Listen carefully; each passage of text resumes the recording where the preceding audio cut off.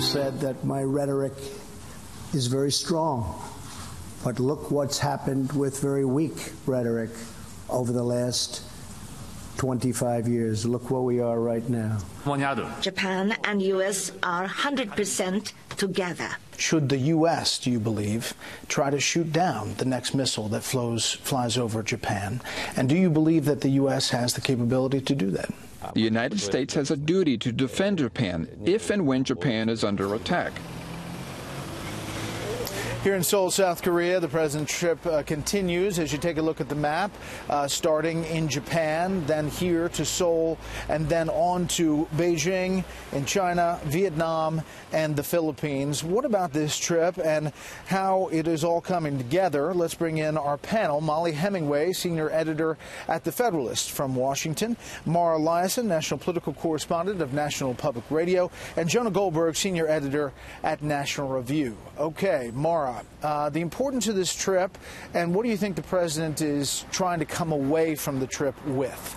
Well, the trip is really important. This region is the most important relationship that the U.S. has in the world right now, and it's some of the biggest challenges. I think the president wants to come out with some new wins on trade if he can, some new investments, some countries that are going to buy our weapons. But I think overarching, much more important than that, is if he can make some progress on the North Korean situation. He says the era of strategic patience is over. The administration has said that before, but we're not quite sure what's going to replace that except for tougher sanctions. And we don't know if tougher sanctions are going to budge the North Koreans and get them to give up nuclear weapons, which they believe is the key to their survival, the survival of the regime. Jonah, you know, there is a sense here, as I met with the Japanese prime minister, talked to other officials, there is a fear, really, that the U.S. is going to act militarily and that it is going to change this entire region. While they want to get North Korea to the table, there is this skittishness about what's going to happen in coming weeks. Yeah, look, I think Donald Trump's point about the weak rhetoric of the last 25 years is a good one. I think a stronger point would be weak policy. We've had fairly predictable policy for 25 years, and that's why North Korea is where it's at. I don't like the way Donald Trump talks about some of these sorts of things, but he's inherited a problem. He hasn't created a problem. And a little unpredictability from the United States, putting North Korea back on its heels and China back on its heels, might be a good thing. Better to have a little unpredictability than predictable erosion of our national interests, which is what we've had with regard to North Korea for a long time. Molly. Yeah, this is a 5-country trip, but the first 3 countries tell us most of what we need to know, and that'll be where things are most significant. And each of these first three countries, Japan, South Korea, and China, are going to get a different response from the president, I think. You know, one of the things that's very interesting, and this was shown so clearly in your interview with Prime Minister Abe, is this genuine friendship that President Trump has with the Prime Minister. I'm not sure if anyone really expected that to be the case. They meet frequently. They speak frequently. President Trump has kind of followed Japan's lead on many of these issues with North Korea, meeting with those families of the victims of North Korea kidnapping. This is just a very friendly visit. When he's now at South Korea, that's a little different. South Korea has shown so much attempt to reach out to China, reaching out to North Korea. We need to make sure that they understand that we do have their back, and we'll be having that kind of conversation. And when we get to China, it's going to be much more emphasis on the need for China to step up and handle the situation in North Korea, and letting them be clear about what economic or other means we might use to help them see that that's in their best interest. Mara, you looked at previous administrations and the way they handle foreign policy, and you think, is it different than what's happening now? Take a listen to former Secretary of State Madeleine Albright talking about the U.S. as a dispensable nation.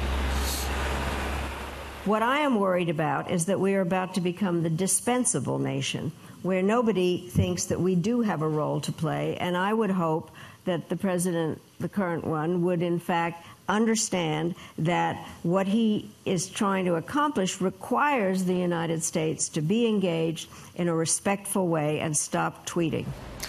So I guess the question is, has the dynamic changed? Is this administration handling differently? And to Molly's point, the relationship between Abe and Trump really could not be closer. It couldn't be closer, but I think the trickier relationships are South Korea and China. It's hard to see what kind of leverage Donald Trump has with China. He's done a lot of things that have given China a stronger hand, getting out of TPP. That's something that China really wanted the United States to do, and he did.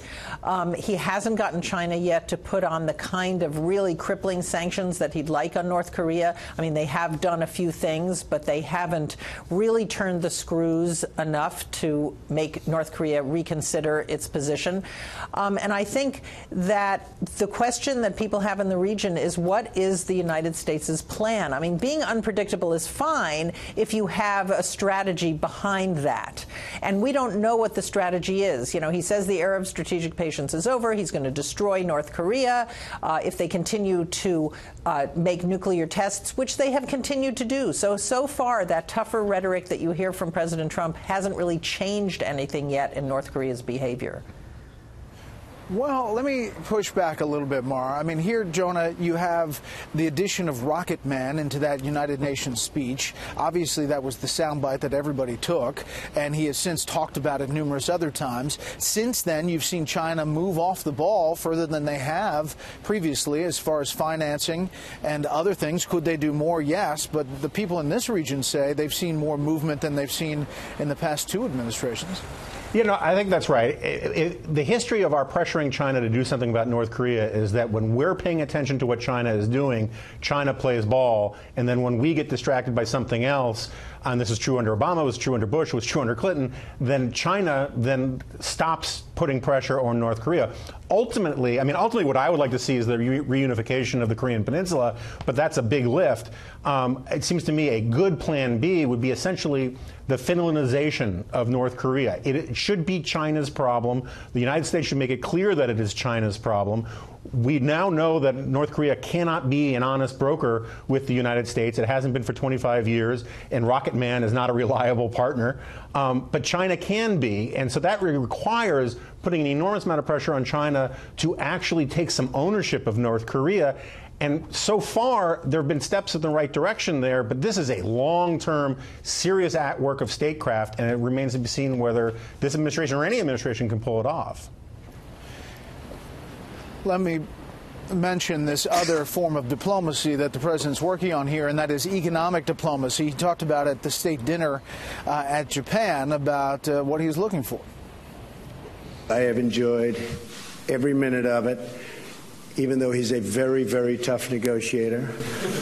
Right now, our trade with Japan is not free, and it's not reciprocal. And I know it will be. I have to say, for the last many decades, Japan has been winning. You do know that. Try building your cars in the United States instead of shipping them over. Is that possible to ask? That's not rude. Is that rude? I don't think so. So he's doing it a little differently than other leaders have. Molly? Well, there's nothing that says that if we have free trade agreements that they must be permanent. It's fine to renegotiate things and make sure that things are working out in this country's best interest. But economic diplomacy is actually a great method in this region, which is why, as Mara pointed out, getting out of the Trans-Pacific Partnership was an unwise move in that it was one of our better means of working with some of these countries. But there is certainly more that can be done with China, and they have benefited so much from the global economy, and they have not really stepped up as a global player that matches with how much they have benefited from that. So this focus on economic repercussions for failure to rein in bad actors is a great approach. Yeah, except for what's he going to do if they don't? Final word. Yeah, I'm just wondering, what is the leverage? What is the stick that Donald Trump is saying that he's going to use? He's asking them to build more cars in the U.S. He knows that they already build some. But what's he going to do if they don't? Well, in China, there are quite a few things that you could do. There are so many American companies that are based there, and there is a lot of leverage that can be done there. China doesn't want to lose its American investments.